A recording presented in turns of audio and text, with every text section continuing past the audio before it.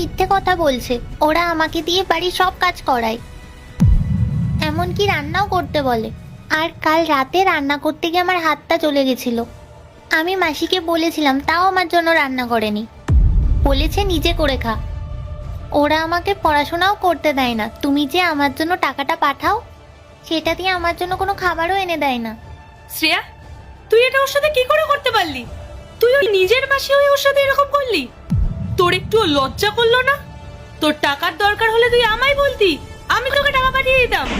কিন্তু আমার মেয়ের খেয়ালটা তো অন্তত ঠিকভাবে রাখতি। দিদি দিদি তুই ভুল ভাবছিস। ও তো ছোট বাচ্চা, ও বানিয়ে বানিয়ে বলছে। আমরা ওর সবসময় খেয়াল রাখি। হ্যাঁ দিদি, ও তো এখন ছোট। ওকে যদি এখন একটা ছোট কাজ করতে বলি, ও সেটাকে অনেক বড় কাজ মনে করে। ঋতিকা মা, এরকম মিথ্যা কথা বলতে নেই শোনা।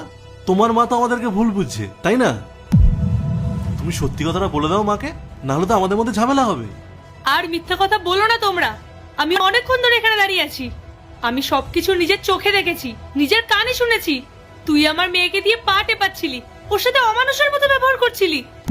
আমার মেয়েটার একটু খিদে পেয়েছিল, আর তুই ওকে কি বলছিলি? নিজে গিয়ে রান্না করে খা।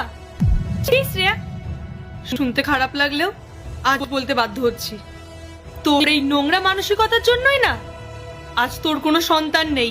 একটা বাচ্চার সাথে কিভাবে ব্যবহার করতে হয় তোরা সেটা জানিসই না। মনে রাখিস, বাচ্চারা কিন্তু ভগবানের রূপ হয়। দিদি দিদি তুই আমাদের ক্ষমা করে দে। আমাদের খুব ভুল হয়ে গেছে। আজকের পর থেকে কখনো আর এরকম করবো না। আমরা আজ থেকে ওকে নিজের সন্তানের মতো খেয়াল রাখবো। প্লিজ আমাদের তুই ক্ষমা করে দে। আজকের পর থেকে তোমরা আর সেই সুযোগ পাবেও না। তার কারণ ঋতিকাকে আমি আমার সাথে নিয়ে যাব। আর শ্রেয়া, তুই আমাকে বলেছিলিস না যে তোদের কোনো সন্তান নেই, তাই ঋতিকা তোদের সাথে থাকুক? তোরা ঋতিকার খেয়াল রাখবি? খেয়াল রাখা তো অনেক দূরের কথা, তোরা আমার মেয়েকে এই বাড়ির কাজের লোক বানিয়ে রেখে দিয়েছিলি। আরে টাকার প্রয়োজন হলে আমাকে বলতি, আমি টাকা পাঠাতাম। কিন্তু সেটা না করে তুই আমার মেয়েকে নিয়ে এসব করাচ্ছিস। ঠিক করিসনি এসব তুই। ঋতিকাকে আমি আমার সাথে নিয়ে যাচ্ছি।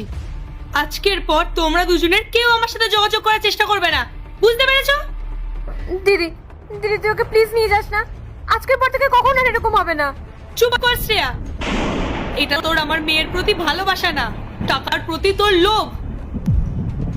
মা ঋতিকা, তুমি আমাকে আগে বলনি কেন যে মাসি আর মেশো তোমার সাথে এমন ব্যবহার করে? মা, ওরা আমাকে ভয় দেখাতো, বলতো বাড়ি থেকে বের করে দেবে, তাই আমি তোমাকে কিছু বলিনি। কত নির্লজ্জ তোরা! আমার আর এখানে এক মুহূর্ত থাকতে ইচ্ছা করছে না। ঋতিকা মা, চলো।